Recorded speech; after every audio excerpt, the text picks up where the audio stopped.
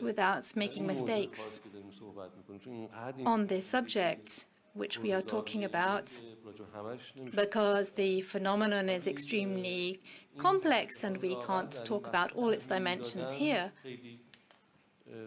But with regards to this image which is elicited through social media, it is a very important dimension.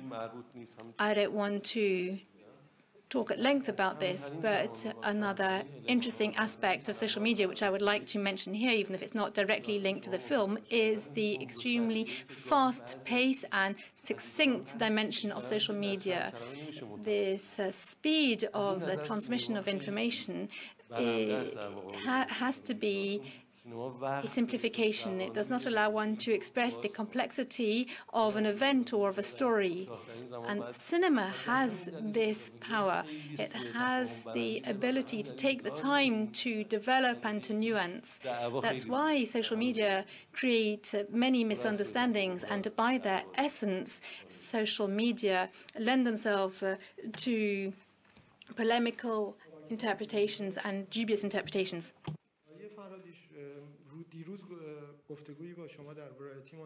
From Radio Fada, yesterday there was a conversation with the magazine ورایتی, where he said that in Iran there was no freedom of expression and that Iran was a repressive country. We know that after the riots which took place in Iran, or after the incident of the Ukrainian plane, in what measure do you feel that you have to mention these events in your film?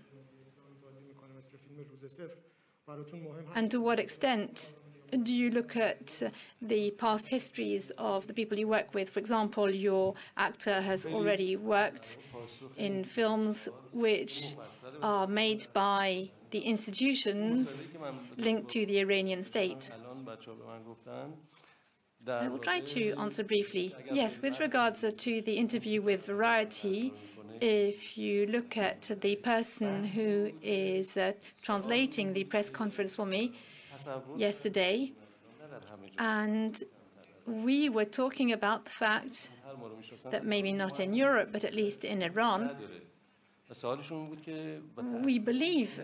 people believe outside Iran that there are no social media in our country. And so my interviewer was surprised. He asked whether the social media were really so present in Iran. I said, yes, I think they're probably even more present in our youth, amongst our youth, than they are in Western countries. And he said, why?